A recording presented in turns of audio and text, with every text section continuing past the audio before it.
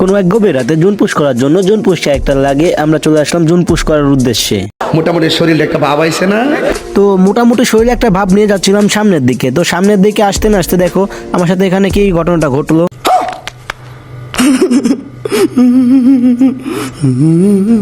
তো কবি বলেছে একবার না পাইলে দেখো শতবার। তো মোটামুটি শরীরটা সেই একটা ভাব নিয়ে যাচ্ছিলাম সামনের দিকে। তো সামনের দিক যেতে যেতে না দেখি একটা প্লেয়ার নামক খেলোয়াড় গুলা আমার গাড়িটাকে ভাই এত পরিমাণ ফাটাচ্ছিল না, তখন শুধু আমার একটা কথাই মনে হচ্ছিল, সাইরা দে মা কান্দাবাসি।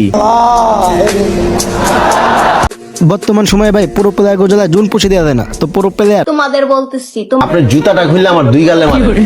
তো এনিমি কথা না বাদ দেই, তো তোমরা যদি আমার টিমমেটের নামের দিকে লক্ষ্য করো তাহলে দেখতে পারবা তারা তিনটায় চলে গেছে। বিদাশা তো তোমরা যারা এখনো ভিডিওতে লাইক করো এবং চ্যানেলটাকে সাবস্ক্রাইব করো তারা অবশ্যই ভিডিওতে লাইক এবং চ্যানেলটাকে সাবস্ক্রাইব করে ভিডিও দেখা শুরু করো, বিকজ আজ একটা বিরাট ফাটাফাটি হইব। তো হে ভাই ব্রাদার, কি অবস্থা তোমাদের? আশা করি তোমরা সকলে ভালো আছো। আলহামদুলিল্লাহ আমি একটা ভালো আছি। তো কথার মধ্যে কথা সেটা না, আমি কিন্তু বড় মতো ল্যান্ডিং করলাম দা হাবে। তো দা হাবের পাশ থেকে একটা গাড়িটা নিয়ে আমি চলে যাবো টোকেন কালেকশন করার উদ্দেশ্যে। তো টোকেন কালেকশন করতে করতে আমি যাচ্ছিলাম এই পাশ দিয়ে। তো এখানেই ঘটে আমার সাথে মূল কাহিনীটা, সেটা হচ্ছে কি যে আমি এখান দিয়ে যাই তখন দেখি সামনে একটা এনিমি। তো আমি একটু পানির সাইডে যখন যেতে যাই তো তখন দেখি আমার গাড়িটা সোজাসুজি চলে যায় পানির ভিতরে।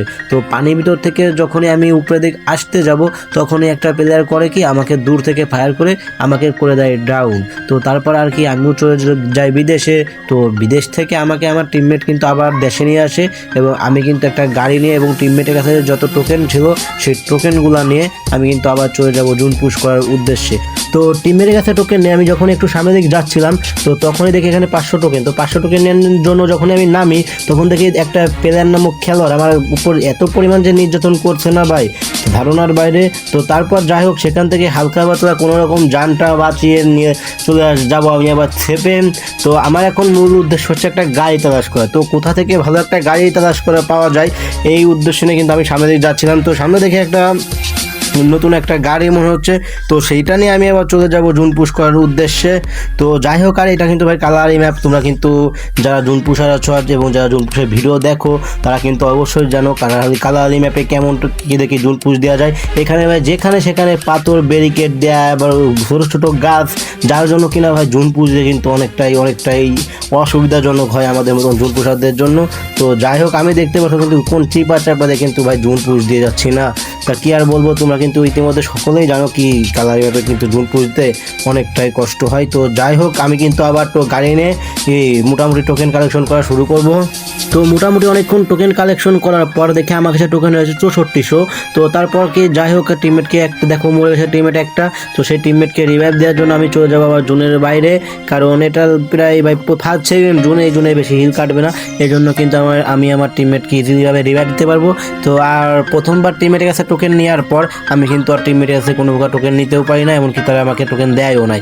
এই জন্য আমি এবার যে কি বলবো, তোমরা হয়তো অনেকে বলবা তোমরা তো ভাই টিমের কাছে টোকেন নিয়ে বেশি ভালো ভালো জুন পুশ দাও। তো এখানে ভাই সেরকম কিছুই না। যদি তুমি একবার মরেও যাও তাও যদি তুমি একজন ভালো জুন পুষার হয়ে থাকো তাহলে কিন্তু অবশ্যই তুমি কিন্তু ভালো জুন পুষে দিতে পারবা। তো তারপর আর কি এখান থেকে আমার টিমমেটকে রিভাইভ দিয়ে আমি আবার চলে যাবো জুনের ভিতরে। তো টিমমেটকে রিভাইভ দিয়ে জুনিটা আসতে না আসতে দেখি জুনটা কিন্তু ইতিমধ্যে অনেকটাই ছোট হয়ে গেছে এবং আমার সেই 4 নাম্বার টিমমেট কিন্তু আবারও মরে গেছে।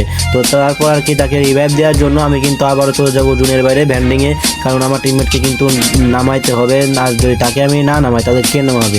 তো এই উদ্দেশ্যে আমি কিন্তু যাচ্ছিলাম আমার টিমমেটকে নামানোর জন্য। তো আমার মনে হচ্ছে যে এখানে ডাইন সাইডে দেখছো মনে হচ্ছে এনিমি এখানে ফায়ার দিচ্ছে। তো তারপর আর কি আমি সেখান থেকে গাড়িটা নিয়ে কোনো রকম ভেঙে চলে আসলাম ভ্যান্ডিংয়ের সামনে এবং ভ্যান্ডিং থেকে আমার টিমমেটকে রিভাইভ দিতে না দিতে দেখি আমার টিমমেট আরেকটা চলে গেছে বিদেশে। তো তারপর সেটাকেও বিদেশ থেকে দেশে আনার পর আমি আবার চলে যাব জুনের ভিতরে, কারণ এই জুনে কিন্তু ভাই মোটামুটি ভালোটা হিল কাটবে। তো দেখো যখন আমি সামনে দিকে আসতে তখন দেখি আমার টিমমেট আরেকটা চলে গেছে বিদেশে। তো সেই প্লেয়ারটাকেও বিদেশ থেকে দেশে আনার জন্য আমি কিন্তু আবার গাড়ি নিয়ে চলে আসবো ভ্যান্ডিংয়ের সামনে এবং গাড়ি থেকে নেমে চলে যাবো ভ্যান্ডিংয়ের সামনে। ভ্যান্ডিং থেকে আমার সেই টিমমেটটাকে রিভাইভ দিয়ে আমি এবার ডিরেক্ট ভাই কোনো টিমমেট মরুক আর বাঁচুক সেটা দেখার বিষয় না, এখন কিন্তু আমি সোজা চলে যাবো জুনের ভিতরে, কারণ এখন কিন্তু এটা কিন্তু অনেকটা ভাই জুনটা কিন্তু অনেকটা ছোট হয়ে গেছে, এই জন্যই বলছি এই জুনে কিন্তু রিভাইভ দেওয়া কিন্তু, আর এই জুনে যদি আমি এখন থাকি তাহলে কিন্তু আমার অপরিমাণ হিল কাটবে, এটা কিন্তু তোমরা সকলেই জানো। তো এই জন্য কিন্তু আমি নর্মাল মেডকিট এবং একটু ইনহেলার মেরে চলে আসলাম জুনের ভিতরে। তো জুনের ভিতরে গাড়ি নিয়ে এতক্ষণ ঘোরাঘুরি করার পর লক্ষ্য করে দেখলাম আমার প্লেয়ার বেঁচে আছে মাত্র 6টা। তো এখানে দেখি একটা প্লেয়ার আমার টিমমেটের সাথে ফাইট নিচ্ছে, তো আমি কিন্তু সাহস করে এখানে নেমে যাই এবং নেমে যাই অনশটে, তার উপরে নির্যাতন চাই, কিন্তু ভাই আমি তো বট, এই জন্য ভাই অনশটের একটা গোল লাগে না। কিন্তু ফাইনালি কিন্তু আমি আমার সেই বটগিরিকে বাদ দিয়ে পুরোগিরিকে এনে একটা বডি শট দিয়ে পুরো টিমটাকে করে দিলাম ওয়াইপ আউট। তো তারপর আমার টিমের একটা নক এসেও তাকে রিভাইভটা দিলাম। তো তাকে রিভাইভ দিতে না দিতে দেখি উপরে থেকে 4 নাম্বার প্লেয়ারটি চলে গেছে বিদেশে। তো সেই 4 নাম্বার প্লেয়ার থেকে যখন বিদেশে যখন গেছে তাহলে কিন্তু তাকে দেশে আনতে হবে। তো আমি ভাবতেছিলাম এটা কিন্তু লাস্ট জোন, আর এই জন্য কিন্তু গেলে কিন্তু অনেকটা হিল কাটবে, এই জন্য আমি ভাবতেছিলাম কখনো 2-3টা প্লেয়ার মলে, এই জন্য কিন্তু আমি গাড়িটা নিয়ে একটু জুনে তার ঘোরাঘুরি করব। তো তারপর আর অল্প কিছুক্ষণ ঘোরাঘুরি করার পরে দেখে আমার টিমমেট আরও একটা চলে যাচ্ছে বিদেশে। তো সেই টিমমেটকে আর এবং আগের টিমমেটকে রিভাইভ দেওয়ার জন্য চলে যাবো ভ্যান্ডিং এর সামনে। তো আমি কিন্তু বর্তমান নর্মাল মেডকিট মেরে শেষ করছি এবং আর এই বলতে না বলতেই দেখি আমার টিমমেট কিন্তু 1 নাম্বার যেটা ছিল সেইটাও চলে গেছে বিদেশে। তো এখানে দেখছি নর্মাল মেডকিটের কুল ধরছে না, তাই আমার কাছে সুপার মেডকিট ছিল মাত্র 2টা, তার ভিতরে একটা মেরে আমি যখনই রিভাইভটা দেবো এবং রিভাইভটা দিয়ে আমি কিন্তু আবার নর্মাল সুপার মেডকিট দেওয়া শুরু করি, কিন্তু মেডকিটটা কাউন্ট হলো না, এই জন্য কিন্তু আমি এই জুনে এলিমিট হয়ে যাই। তো অন্যদিকে কিন্তু আমার প্লেয়ার কিন্তু আকাশ থেকে নামতেই দেখো ভাই একই স্পিড বানায় আছে, কি আর বলবো, বটলা টিমমেটদেরকে নিয়ে খেলতে আসলে যা আর কি হয়। তো যাই হোক, সেখান থেকে আমরা অন্য জোর প্লেয়ারের খেলা যদি দেখি, সে কিন্তু পুরো একটা ভাব নিয়ে নিচে ল্যান্ডিং করতেছে। তো সে নিচে ল্যান্ডিং করে তার হাতে পেয়ে গেছে কিন্তু P90। তো P90 ভক্কাল দেবে একটা শট দিয়ে একটা প্লেয়ারকে ডাউন এবং সামনে একটা ওয়াল মারে। তো সামনে দেখা যাক আরেকটা প্লেয়ার সে কি পারবে, তো সেটা বলতে না বলতে সে কিন্তু সামনে প্লেয়ারটাকে করে দেয় ডাউন। তো এটা কিল ফিনিশ এবং তার সাথে সাথে কিন্তু আরেকটা প্লেয়ারটাকে দিয়ে দেয় রাশ এবং সে কিন্তু সেই প্লেয়ারটাকেও সকল লেভেলের শট দিয়ে আমাদের ম্যাচটা কিন্তু ভুইয়া করে ফেলে।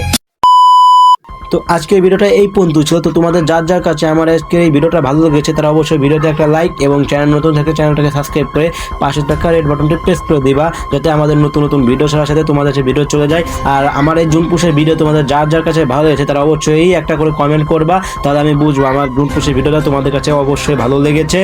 আর আজকের মতো ভিডিও এই পর্যন্তই। তো দেখা হচ্ছে নতুন কোনো ভিডিওতে, সেতক্ষণ তোমরা ভালো থাকবা, সুস্থ থাকবা, বাই বাই, টেক কেয়ার, আল্লাহ হাফেজ।